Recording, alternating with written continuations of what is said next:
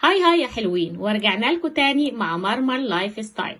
فيديو النهارده مميز جدا. بما اننا ابتدينا الهوليداي واولادنا قاعدين معانا في البيت وطول اليوم بيسألوا على سناكس او بيسألوا على اكتيفيتي نعملها معاهم، النهارده هنعمل مع بعض المج كيك. المج كيك كيكه سهله جدا، هتتعمل في الميكروويف، هتاخد مننا بالظبط دقيقتين. منها حاجة حلوة وفي نفس الوقت اكتيفيتي حلوة جدا نعملها مع أولادنا. لو محتارة تعملي حاجة حلوة وما عندكيش وقت، المج كيك أسهل كيكة ممكن تعمليها في الميكروويف. دقيقتين بالظبط هتبقى أحلى كيكة ممكن تاكليها. ومعانا 4 نكهات والأربعة أحلى من بعض. هنعمل المج كيك اللوتس، الفانيليا، الأوريو، الشوكولاتة. انتي ممكن تغيري في أي نكهة، هي سهلة جدا ومش هتاخد مننا أي مجهود.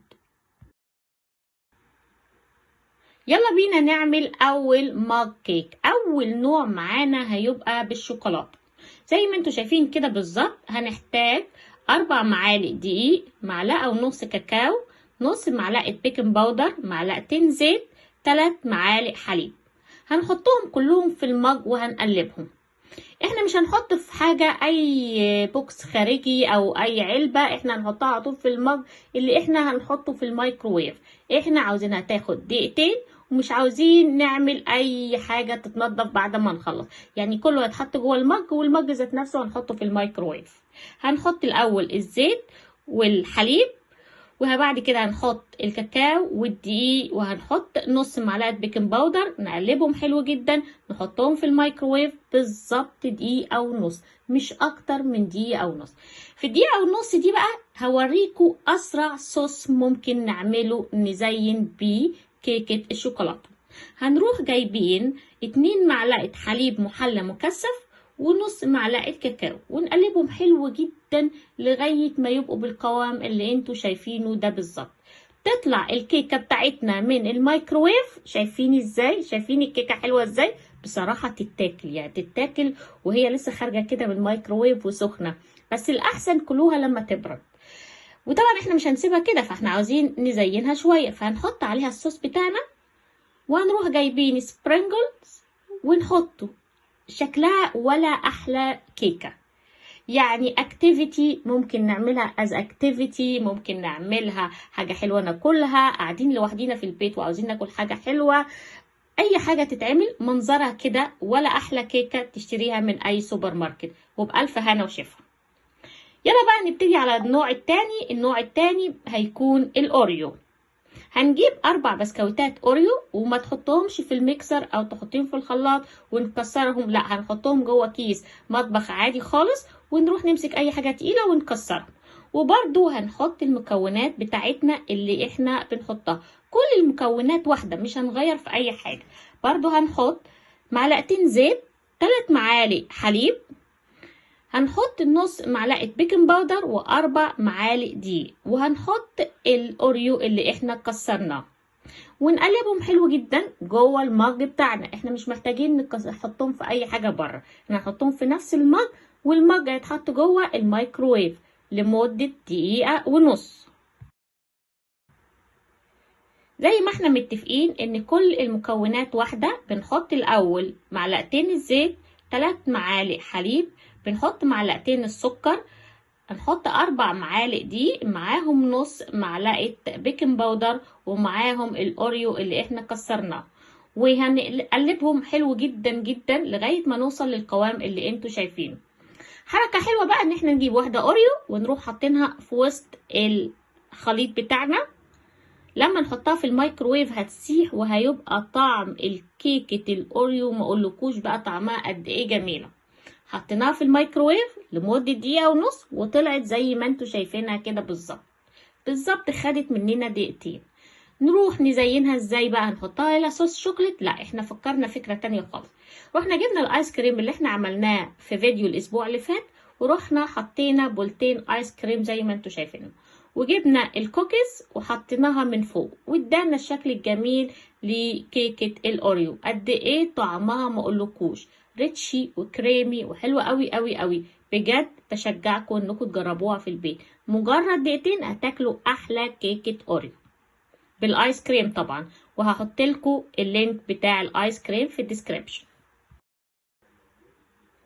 تالت نوع معانا هو كيكة الفانيليا، واحنا متفقين هنحط معلقتين زيت، 3 معالق حليب، معلقتين سكر، والسكر اختياري ممكن تزوديه او تقلليه، وهنحط 4 معالق دقيق ونص معلقة بيكنج باودر.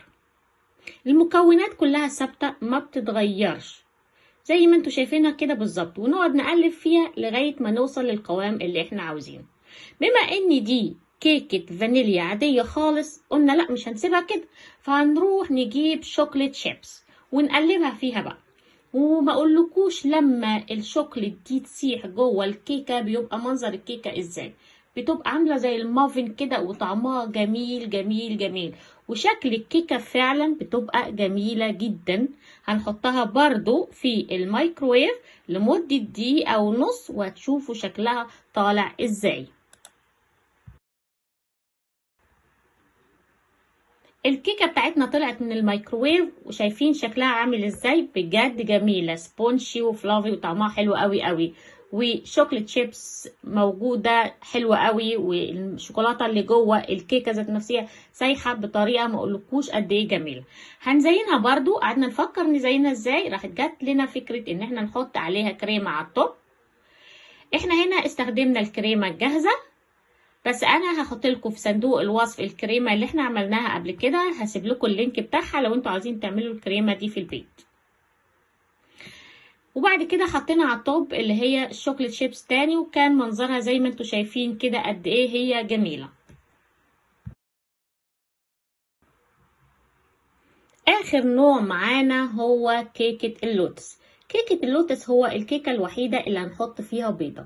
كل الكيكات اللي فاتت ما كناش بنحط فيها بيض خالص، بس دي هنجربها بالبيضه. ممكن تحطي بيضه او ما نحطهاش، بس هنجرب دي هنشوف في فرق ولا ما فيش فرق ان احنا نحط البيضه او لا. حطينا بيضه، حطينا البيض، يبقى هنحط معاه نقطه فانيليا. حطينا برضو معلقتين سكر، 3 معالق حليب، معلقتين زيت، 4 معالق دقيق، ومعلقه كبيره من كريمه اللوتس او مسحوق اللوتس، لوتس سبريد، ونقلبها حلو جدا جوه المج بتاعنا